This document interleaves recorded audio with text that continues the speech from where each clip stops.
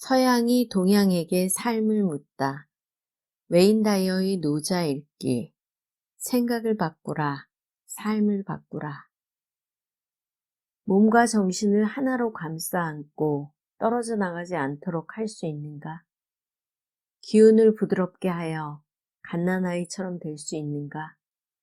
하늘의 문을 열고 닫음에 있어 여인과 같을 수 있는가? 자만심 없이 백성을 사랑하고 나라를 다스릴 수 있는가? 생명을 낳고 기르되 가지려 하지 말고 일을 하되 공을 인정받으려 말고 이끌되 조정하고 지배하지 말라. 이러한 힘을 마음에 새긴 사람이 이 땅에 도를 가져온다. 이것이 가장 중요한 덕이다. 하나 되는 삶. 노자는 이 땅에 존재하는 삶의 역설적인 성질에 대해 이야기한다. 몸과 정신처럼 겉보기에 상반된 것들을 편안하게 받아들이라고 한다. 우리는 언젠가는 죽게 될 육체를 가지고 있으며 동시에 도의 무한함과 연결되어 있다. 우리는 불완전한 자세로 서서 완전한 세상을 본다. 또한 완전 무결하게 보이는 모든 것 안에서 그것의 모순된 진실을 알아볼 수 있다. 굳어있고 아픔을 느끼고 관절통 때문에 움직임이 둔해지는 어른의 몸이 갓 태어난 아이의 그것처럼 나긋나긋하고 부드러워질 수 있을까? 전사처럼 일하면서 여전히 여성의 마음을 유지할 수 있을까? 이 모든 일이 가능하고도 자만하지 않을 수 있을까? 에고가 지배하는 세상에서 자아를 잘 다스리고 도에 맞는 삶을 살 수 있을까?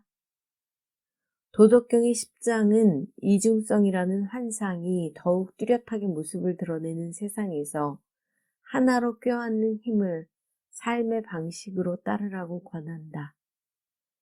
같은 주제로 쓰여진 하피즈의 시를 읽어보자. 그 모습을 드러내도록 유혹하는 저 밝게 빛나는 하나만이 내 심장을 훔칠 아름다움을 갖고 있다. 둘이라는 말을 비웃는 완전한 하나만이 너에게 사랑을 알려줄 수 있다. 우리의 근원은 결코 나뉠 수 없다.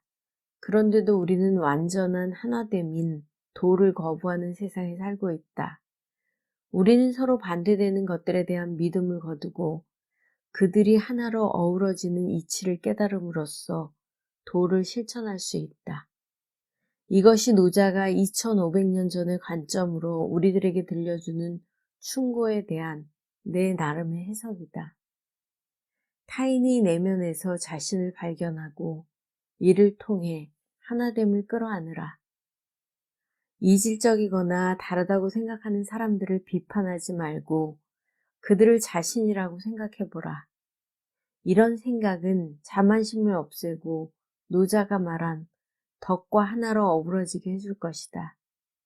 에고가 지배하는 생각에서 벗어나면 다른 사람들과 공유하고 있는 하나됨과 모든 것을 끌어안는 도를 느낄 수 있다. 어떤 사람 혹은 어떤 집단을 비판하고 싶을 때마다 내면의 깨달음을 실천하라. 단절과 우월감이 들도록 만드는 뉴스를 볼 때야말로 이를 실천할 수 있는 절호의 기회이다. 뉴스에 등장하는 사람 중 한 명을 자신이라고 생각해보라. 누군가를 미워해야 하는 상황들 속에서 이러한 부정적인 판단들을 멈추도록 노력하라. 그리고 그들의 입장이 되어보라. 갖가지 모습의 생명체가 되어 이렇게 역지사지를 실천해보자. 나무나 풀이 되어보라. 이러한 관찰을 통해 발견하는 도에 주목하면서 모든 사람, 그리고 모든 창조물 속에 미친 자신을 바라보라. 우리는 하나이다. 가진 것에서 즐거움을 누리되 집착하지는 마라. 재산과 성취를 통해 얻은 신분 따위는 잊어버려라. 단지 행하고 그 흐름 자체를 지켜보면서 당신이 하는 일, 그리고 당신의 삶으로 흘러들어오는 모든 것을 즐겨라. 당신은 아무것도, 아무도 소유할 수 없다. 한 번 모인 것은 반드시 흩어지기 마련이다. 한 번 손에 들어왔던 것은 다시 당신을 떠나 다른 사람의 것이 된다. 그러니 한 걸음 물러서서 이 물질의 세계를 지켜보라. 이렇게 조금 떨어져서 바라보는 것은 소유에 대한 집착을 느슨하게 해주는 동시에 당신을 환희 속에 몰아넣을 것이다. 이 놓아주는 과정 속에서 당신은 도의 가르침을 실천할 수 있는 자유를 얻게 된다. 지금 도를 행하라. 개별적으로 보이는 것에서 하나됨을 발견하는 연습을 해보자. 심장을 두드리는 보이지 않는 힘을 느껴보라. 동시에 모든 생명체의 심장을 두드리는 똑같은 힘에 주목하라. 생각할 수 있도록 하는 보이지 않는 힘을 느끼고 살아있는 모든 존재에게 그 힘이 똑같이 작용하고 있음을 깨달아라. 도마복음의 한 구절을 곱씹어보자. 그의 제자들이 예수께 물었다. 언제 그 왕국이 옵니까? 예수께서 답하셨다. 그것은 겉으로 드러내놓고 오지는 않을 것이다. 이쪽을 보라거나 저쪽을 보라고 말하지도 않을 것이다. 오히려 아버지의 왕국은 이미 온 세상에 펼쳐졌는데 사람들이 그것을 보지 못할 뿐이다. 오늘 하나됨을 품고 생각하는 습관을 가지면 그 왕국을 보는 데 도움이 될 것이다. 하나의 바퀴통에 30개의 바퀴살이 모이는데 그 가운데에 빈 구멍이 있으므로 수레에 쓸모가 생겨난다. 흙을 빚어 그릇을 만드는데 그 가운데에 빈 공간이 있으므로 그릇에 쓸모가 생겨난다. 문과 창을 뚫어 방을 만드는데 그 비어 있으므로 방에 쓸모가 생겨난다. 있음의 유용함은 없음에 달려있다. 비움으로 사는 삶. 도덕경 11장에서 노자는 종종 무시되는 텅 빔의 가치에 대해 이야기한다. 그는 바퀴통의 중심에 비어있는 구멍, 그릇 내부의 공간, 방의 안쪽 공간 등의 이미지를 통해 이 개념을 설명한다. 그리고 있음의 유용함은 없음에 달려있다는 결론에 도달한다. 달리 말해서 각각의 나누어진 부분들은 그 중심이 있어야 유용해진다. 노자는 우리 존재의 중심에 자리 잡은 보이지 않는 빈 공간의 의미를 되새기며 살라고 한다. 즉, 삶에 대한 우리의 사고방식을 바꾸라는 것이다. 존재함에 대해 깊이 생각하면서 존재하지 않음이라는 역설적인 개념을 잘 살펴보자. 당신은 마치 거푸집처럼 모양을 유지해주는 피부와 뼈, 장기, 그리고 피의 흐름으로 이루어져 있다. 이런 신체 기관들 속에는 분명히 나라는 존재를 남과 구분짓는 본질이 있다.